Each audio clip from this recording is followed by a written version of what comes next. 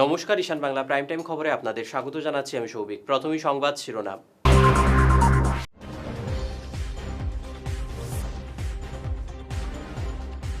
মন্দিরের দানপাত্রে পশুর মাথা, রামকৃষ্ণনগরে উত্তেজনা।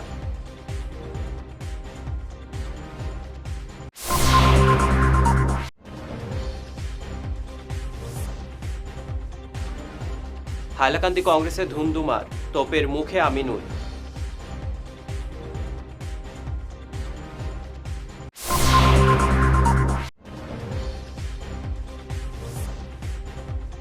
নিষিদ্ধ মাংস উদ্ধারের ঘটনায় শ্রীভূমিতে উত্তেজনা।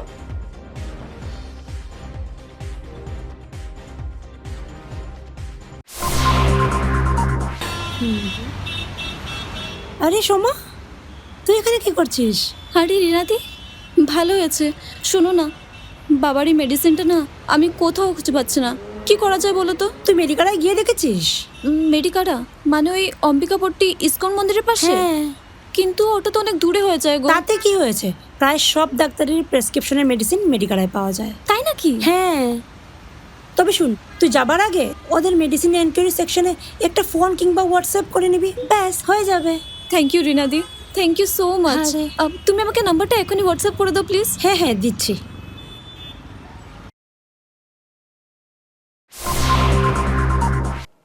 এবারে বিস্তারিত প্রাইম টাইম খবর। শ্রীভূমি জেলার মদনপুর গ্রামে একটি মন্দিরের দানপাত্রে কাটা গরুর মাথা উদ্ধারের ঘটনায় তীব্র চাঞ্চল্য ছড়িয়েছে। শুক্রবার সকালে পুলিশ ঘটনাস্থলে পৌঁছে বর্জ্যটি উদ্ধার করে তদন্ত শুরু করে। এলাকাবাসীর একাংশের আশঙ্কা এটি দুষ্কৃতীদের ছক। অন্য অংশের মতে বন্যপ্রাণী কোরবানির বর্জ্য টেনে এনেছে। তবে স্থানীয় হিন্দু সংগঠন ও বাসিন্দারা একে পরিকল্পিত অপরাধ দাবি করে দোষীদের দ্রুত শাস্তি দাবি জানিয়েছেন। পরিস্থিতি নিয়ন্ত্রণে নেমেছে পুলিশ।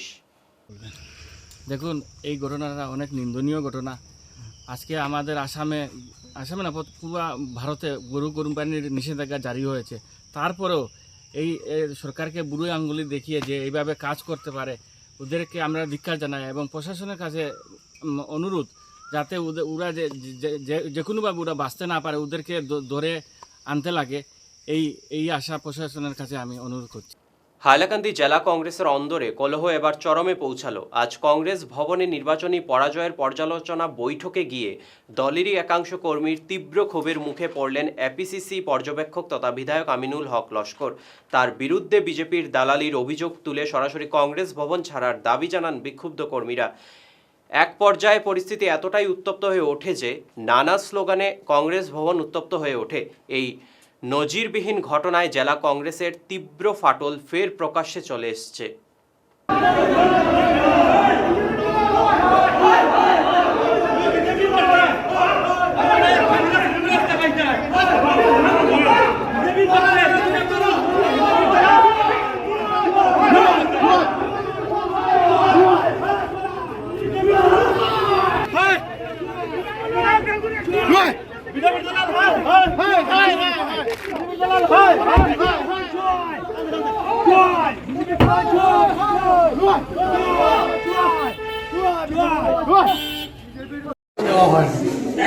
বিজেপি দালালি হয়ে কাজ করে, দালাল হয়ে কাজ করেন। বিগত বিভিন্ন নির্বাচনে ওনারা কী কাজ করেছিলেন, বিগত দিনে উনি বিজেপির এমএলএ ছিলেন, তাদেরকে দায়িত্ব দেওয়া হয়।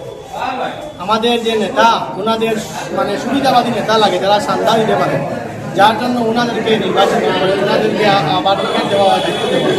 যার জন্য আমরা আম মানুষ যারা কংগ্রেস করছি, আমরা এদেরকে মানছি, যার জন্য ওনাদেরকে দাঁড়িয়ে দেওয়া হয়েছে। এখন ধলাইয়ের বিধায়ক অমিয়কান্তি দাস তার উন্নয়নমূলক কাজের সাফল্য ত্রুটি মূল্যায়নের জন্য শিক্ষার্থীদের খতিয়ান সংগ্রহ ও বিতর্ক প্রতিযোগিতার আহ্বান জানিয়েছেন। বিএনএমপি উচ্চতর মাধ্যমিক বিদ্যালয়ের এক অনুষ্ঠানে তিনি 5 কৃতী শিক্ষার্থীকে অসম বিধানসভা দেখানোর ঘোষণাও করেন। সাংসদ পরিমল শুক্লবৈদ্যের উপস্থিতিতে এদিনের অনুষ্ঠানে 111 জন সফল ছাত্রছাত্রীকে স্মারকপত্র ও নগদ পুরস্কার দেওয়া হয়। 5 জনকে সিলেক্ট করে আমার সঙ্গে দেবে, আমি ওনাদেরকে নিয়ে অধিবেশনে নিয়ে যাবো এই কারণে যে আজকের ছাত্র আগামী দিনের ভবিষ্যৎ। আমি বলছি না ওরা গিয়ে সেখানে এমএলএ হবে এমপি হবে সেরকম নয়, এখানে সীমাবদ্ধ থাকবে কেন, ওরা আরো অনেক দূর এগিয়ে যাবে। আমরা যে অনেক দূর এগিয়ে যাবে এই কারণে বলছি যে সংসদে বিধানসভায় কি হয়, কি আলোচনা হয়, তো এদের মধ্যে কেউ যে রাজনীতিতে যাবে না সে কথা বলছি না। আমরা চাই এখান থেকে মহাকাশচারী হোক, মহাকাশ বিজ্ঞানী হোক, শুধু ছাত্রদের এই ডাক্তার ইঞ্জিনিয়ার হোক সেখানে সীমাবদ্ধ করা উচিত নয়। বলছি তোমাদের এই কারণে বলছি যে আমিও আজ তোমাদের সামনে দাঁড়িয়ে কথা বলছি, এখানে আসার মতো আমারও ছোটবেলায় সেরকম প্ল্যানিং ছিল না, প্রস্তুতি ছিল না, পরিকল্পনা ছিল না। কারণ কি, আমি মনে করি আমার মতো সাধারণ গরিব অনেক ছেলে মেয়ে এখানে আছে। আমি যে ঘর থেকে এসেছি, আমি কৃষকের ছেলে। বলছি ওই কারণেই যে বলা হয় আছে না যে কৃষকের ছেলে হোক কিংবা রাজার কুমার, সবারই রয়েছে কাজে বিশ্ব বাজার। তো আমি কৃষকের ছেলে হয়ে এসেছি। আজকে এসে দলাই বিধানসভা থেকে বিধায়ক নির্বাচিত হয়েছি। বিধায়ক নির্বাচিত হয়েছি কেন হয়েছি? জনগণের কাজ করার জন্য। আর আমিও আমার বাড়ি যেহেতু আমলাঘাটে, গোবন পাহাড়ের একবার পাদদেশে, সেখান থেকে এসেছি। আর এটা দলাই ক্যাপিটাল, দলাই বিধানসভার ক্যাপিটাল এখানে দাঁড়িয়ে কথা বলছি আমরা। আর আমার বাড়ি হচ্ছে গোবন পাহাড়ের পাদদেশে। কলেজ জীবনে পড়াশোনা করেছি জনতা কলেজে। যাওয়ার সময় গিয়েছি, আমার বন্ধু আছে সামল বসে আছে এখানে। যাওয়ার সময় আমরা গিয়েছি, আসার সময় পায়ে হেঁটে গেছি, 3 ঘন্টা লাগতো 16 কিলোমিটার 17 কিলোমিটার যেতে। তো সেখান থেকে আমরা পায়ে হেঁটে গিয়েছি। কিন্তু কি আছে, স্বামীজির সেই কথা আছে না যে এরাই ওই still not top the college reach, উদ্দিষ্টতে ডাকতে প্রাপ্য ভাড়া নিবেদন উল্টো জাগো, লক্ষ্যে না পৌঁছা পর্যন্ত থামিও না। তো স্বামীজির সেই অমুক বাণীকে আদর্শ করে তোমাদের এগিয়ে যেতে হবে। নিচ্ছি সামান্য বিরতি, থাকছে আরও অন্যান্য খবর, সঙ্গে থাকুন। শহর বদলায়, ফ্যাশন বদলায়, কিন্তু কিছু আবেগ চিরকাল অমলিন। শিলচরের খান জুয়েলার্সে পা রাখতেই সেই আভিজাত্যের ছোঁয়া অনুভব করলাম। শান্ত পরিবেশ, মার্জিত ডেকোরেশন আর হীরা সোনার এক অনন্য সংগ্রহ। প্রতিটি গয়না যেন নিখুঁত শিল্পকর্ম। আধুনিক এক্সক্লুসিভ ডিজাইনের সঙ্গে রয়েছে 51 বছরের অটুট বিশ্বাস ও ঐতিহ্য। মায়ের জন্য ভালোবাসার উপহার হোক বা জীবনের বিশেষ মুহূর্ত, খান জুয়েলার্স মানেই স্মৃতিকে করে তোলা আরও মূল্যবান। আপনি কবে আসছেন আপনার প্রিয় মুহূর্তটি সাজাতে? ফিরে এলাম ঈশান বাংলা খবরে। শ্রীভূমি শহরের মদনমোহন রোড এলাকায় নিষিদ্ধ মাংস উদ্ধারের ঘটনায় এলাকায় উত্তেজনা দেখা দেয়। রাস্তায় মাংসের টুকরো পড়ে থাকতে দেখে ক্ষোভে ফেটে পড়েন স্থানীয়রা। খবর পেয়ে পুলিশ এসে পরিস্থিতি নিয়ন্ত্রণে আনে এবং মাংসের নমুনা পরীক্ষার জন্য পাঠায়। সম্প্রীতি নষ্টের উদ্দেশ্যেই পরিকল্পিত চক্রান্ত বলে অভিযোগ তুলে দোষীদের শাস্তির দাবি লিখিত অভিযোগ দায়ের করেছেন স্থানীয়রা। পুলিশ ঘটনার তদন্ত শুরু করেছে এবং সবাইকে গুজবে কান না দিয়ে শান্তি বজায় রাখার আপিল জানিয়েছে। আজকে সকালবেলা মদনমোহন রোডের গ্যাস কোম্পানির সামনে গোমাতার মাথা কোনো দুষ্কৃতিকারীরা ফালাইয়া গেছে। এখানের সুইপার আর লোকাল কিছু মানুষের দেখার পরে তারা আইয়াশারিয়ার পুলিশে জানাইছেন এবং মদনমোহন মন্দিরের সমিতি থেকে আজকে বিএসপি বিশ্ব হিন্দু পরিষদ এবং মদনমোহন সমিতি আমরা আইয়াশারিয়া চরবাজার গারদে এজাহার জমা দিয়া গেছি। আমরা কইয়া গেছিলাম যে যত তাড়াতাড়ি সম্ভব এই দুষ্কৃতিকারীরা দৌড়ার লাগিয়া, কিন্তু এখন রাত্রে প্রায় 11টা বাজে। এরকম একটা সেন্সিটিভ ম্যাটারের মধ্যে কোনো ধরনের কোনো পুলিশের কোনো এখন পর্যন্ত আমরা কোনো স্যাটিসফ্যাক্টরি কোনো অ্যাকশন দেখি আর না। আমরা সদর থানার যাইয়ার, আমরা চরবাজার গারদে আইয়ার, কিন্তু কেউ আমরা কোনো ধরনের মানে অ্যাকচুয়াল কোনো ইনফরমেশন দিতে পারেন না যে কালপ্রিট ধরা পড়ছে কি পড়ছে না।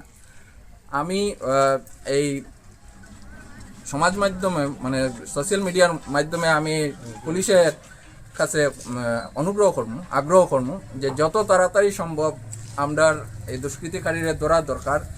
না হইলে একটা অত সেন্সিটিভ ম্যাটারে পরে দিকে শহরের মধ্যে যে আমরা বজরং দল, বিশ্ব হিন্দু পরিষদ বা অন্যান্য সংগঠনগুলো আছে তারা ধৈর্য হারাই লইব এবং এতে হয়তো সমাজ ব্যবস্থার মধ্যে বিঘ্নতার সৃষ্টি হইতে পারে। আমি আশা রাখি যে আমরা শ্রীভূমি পুলিশ যথেষ্ট শক্তিশালী এবং তারা এই জিনিসের যত তাড়াতাড়ি সম্ভব এটারে সলিউশন আমরা স্যাটিসফ্যাক্টরি সলিউশন আমরা দিতে পারবা। শিলচরের দৈনিক বরাকবাণী নিউজ কার্যালয়ে ভাঙচুর ও সাংবাদিক রাজু দাসকে মারধরের তীব্র নিন্দা জানিয়েছে ধলাই প্রেস ক্লাব। এক প্রতিবাদ সভা থেকে ক্লাবের সভাপতি ও সম্পাদক সাংবাদিকদের নিরাপত্তা নিয়ে উদ্বেগ প্রকাশ করে ধৃত মূল অভিযুক্তের পাশাপাশি ঘটনার সঙ্গে জড়িত সবার কঠোর শাস্তি দাবি করেন। একই সঙ্গে সাংবাদিকদের সুরক্ষা ও জীবন বীমা সুনিশ্চিত করতে সরকারের হস্তক্ষেপ দাবি করেছে প্রেস ক্লাব। দৈনিক বরাকবাণী সংবাদ সংস্থার কার্যালয়ে ঢুকে অফিসের যন্ত্রপাতি তছনছ করে দেওয়া সহ সংবাদকর্মী রাজু দাসকে বেধড়কভাবে মারপিট এক ব্যক্তি করেছেন। এই উদ্দেশ্য প্রণোদিত এবং অত্যন্ত অমানবিক নিন্দা ধিক্কারের ভাষা নেই এই ধরনের একটি কাজ সংগঠিত হয়েছে, যেটা দোলাই প্রেস ক্লাবের পক্ষ থেকে আজকে আমরা তীব্র ভাষায় এর নিন্দা এবং ধিক্কার জানাই। যদিও এই ঘটনার সঙ্গে যে ব্যক্তি জড়িত রয়েছেন সেই ব্যক্তিকে তাৎক্ষণিকভাবে পুলিশ গ্রেফতার করেছে এবং জেল হাজতে প্রেরণ করেছে বলে আমরা খবর পেয়েছি, কিন্তু এই ঘটনার সঙ্গে আরো কোনো বড় চক্র জড়িত রয়েছে কিনা সেটা তদন্তকারী অফিসারদের বা কাছাড় পুলিশের কাছে আমাদের অনুরোধ থাকবে। এই ঘটনার সঙ্গে আরো কোনো ব্যক্তি সংগঠন জড়িত রয়েছে কিনা তাদের তদন্তের আওতায় এনে পুঙ্খানুপুঙ্খভাবে এই ঘটনার তদন্ত করে দোষীদের গ্রেফতার করে উপযুক্ত শাস্তি প্রদানের জন্য জোরালোভাবে দাবি জানাচ্ছি। কাছাড় জেলার দক্ষিণ চান্নিঘাট 138 এবং 252 নম্বর অঙ্গনবাড়ি কেন্দ্রটি দীর্ঘদিন ধরে জরাজীর্ণ অবস্থায় পড়ে রয়েছে। একই ভবনে দুটি কেন্দ্র চললেও 2 বছর আগে শিলাবৃষ্টিতে ভাঙা ছাদটি আজও মেরামত করা হয়নি, ফলে শিশুদের পাঠদান ও গর্ভবতী মায়েদের টিকাদান বিহিত হচ্ছে। বারবার দপ্তরে জানিয়েও লাভ না হওয়ায় অবিলম্বে কেন্দ্রটি সংস্কারের দাবি জানিয়েছে ক্ষুব্ধ এলাকাবাসী। এই সেন্টারের সভাপতি প্রেসিডেন্ট বেশ কিছুদিন থেকে আমরা এই সেন্টার দেখি, মানে এই সেন্টারের চাল বা সেন্টারের বিরাট অসুবিধা বা দোকানে ক্ষয়ক্ষতি হয়েছে। প্রায় 2 বছর হয়ে যায়। 2 বছর হয়ে যায়। এটা নিয়ে মানে কোনো ইনিশিয়েটিভ এখনো নেওয়া হয় না। বিষয় কিতা মানে আমরা তো সব মিলিয়া পঞ্চায়েতদারি খানে গেলাম, গিয়া রিপোর্টও দিলাম, এরপরে কইলা কাগজ একটা লেখানি লাগে, এটা হইলো কাগজও লেখানি হইলো, সবার সাইনও লইলো, লইয়াও জমা দেওয়া হইলো। এরপরে তো কোনো খবর নাই। এরপরে তো দিদিমণিও অফিসেও গেলা, গিয়া অফিসেও রিপোর্ট দেওয়া হয়েছে, কিন্তু ওইখানে কোনো আমরা কিচ্ছু পাইলাম না। মানে স্কুলটা ঠিক করাইবার লাগে, মানে আমরা তো চাইছি মানে একটু আমরা টিনটা দিলে তো স্কুলটা ঠিক হয়, বাচ্চা নিয়ে বুঝতে পারে, একটু পড়াশোনা করতে পারে, এইরকমও কিছু নাই। আমরা সবার কাছে তো আবদার করছি, এরকম কিছু পাইছি না এখনো। ক্লাস হয় না, এখানে বৃষ্টি পড়ে, বৃষ্টির লাগে গরমের মধ্যে বয়াও যায় না, আর বন্ধ থাকে, সব জিনিস ভিজিয়া নষ্ট হইয়া যায়। এখানে বইবারও কোনো, আর যদি কোনোদিন একটু রোদ উঠেতে আমরা বাচ্চা ভিতরে বাড়ি বাড়ি গিয়ে খবর দেই, দিদিমণি দেয়, হেল্পারে দেয়, এরপরে আইন বাচ্চা গার্জেন লইয়া ওরকম অবস্থা চলে। না, এটা দেখা হয়েছে না, এখানে তো কেউ আইসি না। আইসে আমি তো শুনছি না, এখন আমি এটা কইতে পারতাম না আইলো নি না, এটা তো আমি কইতে পারতাম, কিন্তু এটা আমি শুনছি না। আরে আপনারা তো এখন দেখরা কিরকম আইয়া স্কুল বোর্ডটা সবে। এখন আমরা তাড়াতাড়ি মানে একটা যদি কোনো কাজ হয় ভালো করে তাড়াতাড়ি কাজ হয়ে যায়, বাচ্চা একটু করতে পারেন ওরকম। আর তো আমার কিছু আপনি তো এই এলাকার মানুষ, আমি কমিটির মানুষ।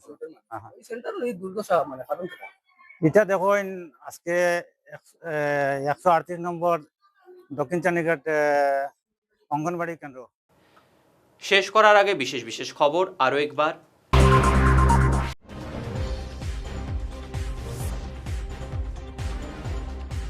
মন্দিরের দানপাত্রে পশুর মাথা, রামকৃষ্ণনগরে উত্তেজনা।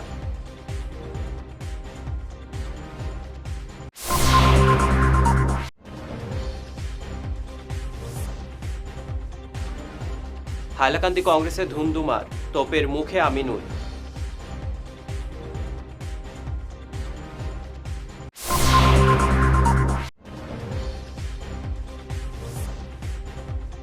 নিষিদ্ধ মাংস উদ্ধারের ঘটনায় শ্রীভূমিতে উত্তেজনা।